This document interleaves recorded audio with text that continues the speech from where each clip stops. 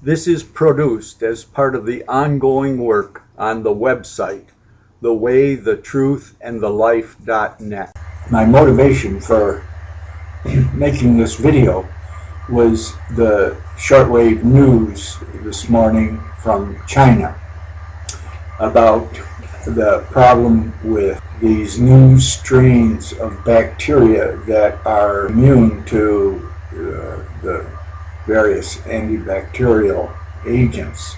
And what the Chinese investigation showed was the problem is the overprescription of these antibiotics, these strong antibiotics, and the overprescription is directly related to a commission given by the drug companies to the doctors.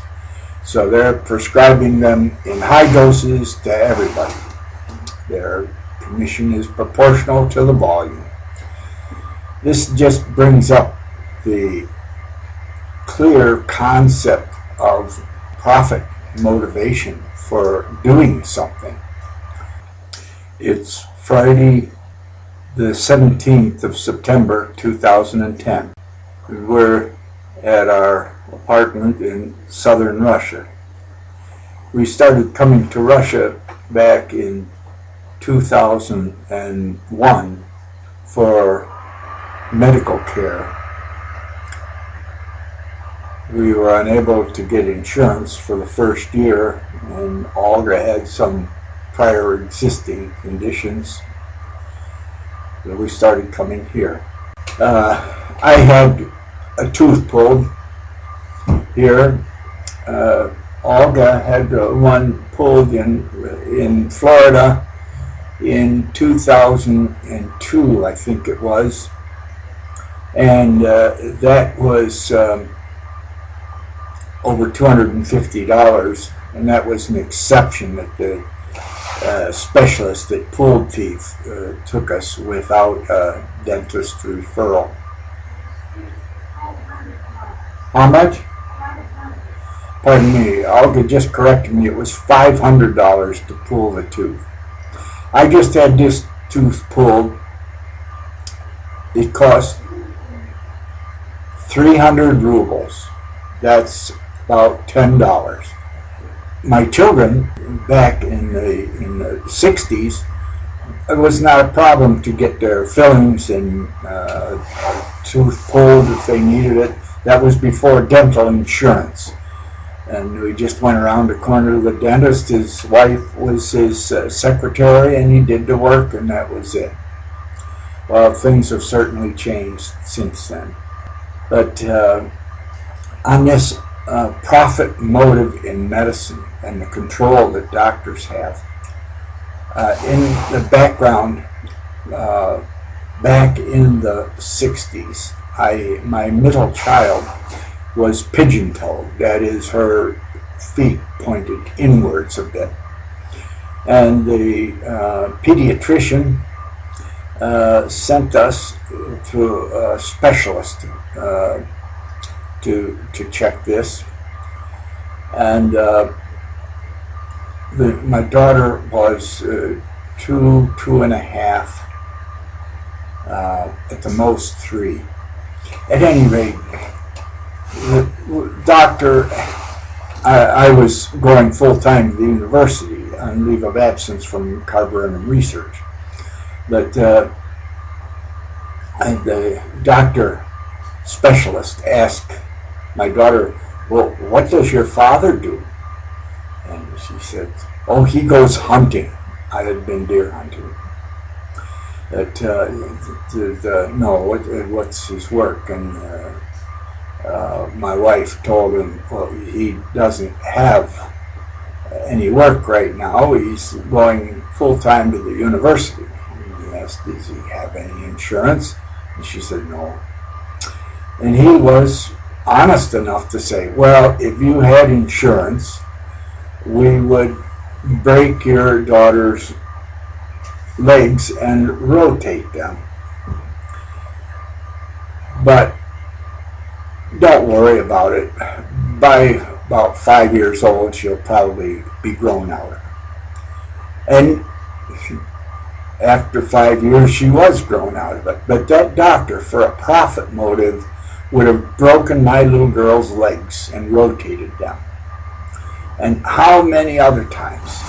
I'm just so thankful that I have veterans care at the American Veterans Hospitals.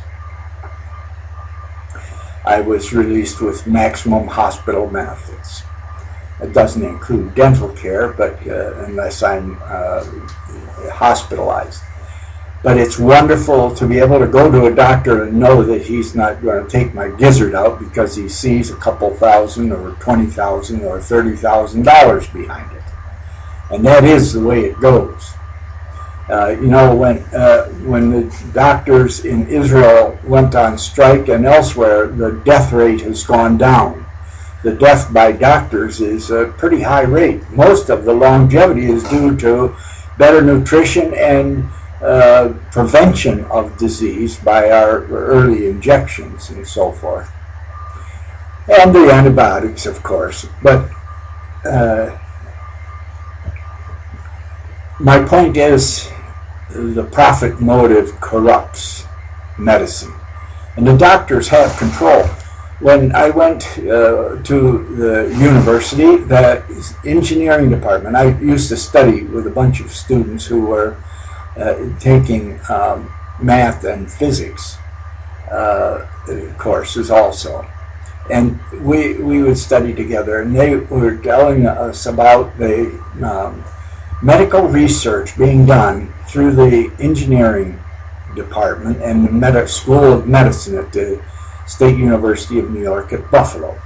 And the whole process was a computerized system for a health check. That a person would go in and the line, they would take stool samples, urine samples, blood samples, and the whole gamut of it, none of it requiring a doctor, just taking these tests and sending them to the lab or recording the results. And when the results were back, the patient would, or client would take would go to a doctor who would look at the results, and the results would print out the probability of any disease, the appropriate prescription for it, and any drugs that prescription might come in conflict with. Well, the AMA shut that down. It only involved the doctor at the end, and it was purely technical, looking at the matters, not playing games. And I found out the Medical Association had the power to limit the number of students admitted to the university. They have control. And the politics is unbelievable. The one good thing, even though the Clintons sold out Kosovo for all the money that the Muslims gave them, they were not traitors when it came to medical care. They actually tried to go against the doctors. And Obama is,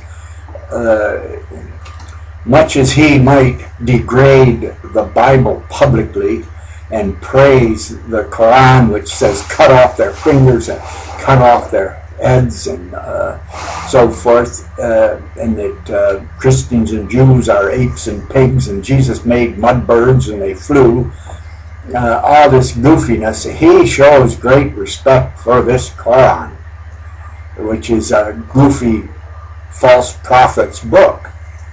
At any rate, what about this profit motive in medicine? I am not for socializing repair of roofs. I'm here in Russia, and the socialization has destroyed this country.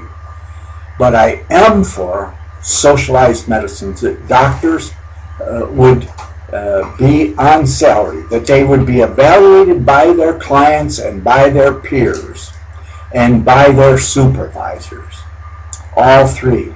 I have a video on dealing with management showing, talking about the student evaluation of professors at the university while I attended. It gave me much insight into how this culture gives power to those that are supposed to serve and enable us to function and work, and gives them the power to evaluate us rather than us the power to evaluate their support services.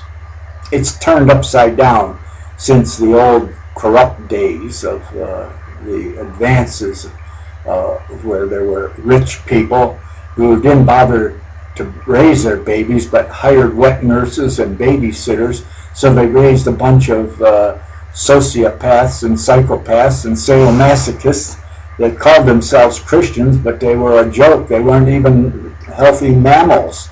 And they inherited the power of European culture. Fortunately, the number of the farmers who truly practiced Christianity escaped and came and made America, but now that's being corrupted. At any rate, this stuff with medicine is so... my friend Alexis Trochai, he was professor of physics at the University of Paraguay. I went down to visit him twice. He was there to visit me a couple of times. A wonderful man. He got liver cancer, the same as my stepfather. And they told my stepfather, you've got 2 years. And that's what he had, 2 years, and he was shriveled up and gone. And he had no cure for it. But my friend Alexis got it, and there's people in France that try to sell we can cure your cancer. He spent his family fortune trying to cure this liver cancer, and he died in 2 years. There was another lady on our walk in Florida that went to Israel and spent all kinds of money for gold treatments for her cancer, and then died after she spent all her wealth. So this medicine does need regulation, and the American Medical Association has prevented much fraud, but it's still corrupted by the profit motive. It needs to be evaluated by their clients, their peers, and their supervisors. And it needs to be a salary system based on their evaluation. And including in this would be the quality of their family. We don't know how to measure, and yes, a good man or a good woman can't make a good marriage without a good partner. But good partners and good marriages and good children and grandchildren are a good insight into who should have authority. Well, that's my statement about medical care. I believe all doctors should be salaried and supervised, evaluated by their clients, by an independent questionnaire process, evaluated by their peers by an independent questionnaire process, evaluated by their superiors by an independent questionnaire process, and then these results evaluated by an independent hearing group, preferably of elder doctors that have the wisdom and the good fortune to have had healthy marriages, that their judgment and their spiritual health bears fruit. That would be my recommendation. We need to do away with profit motive in medicine. Thank you.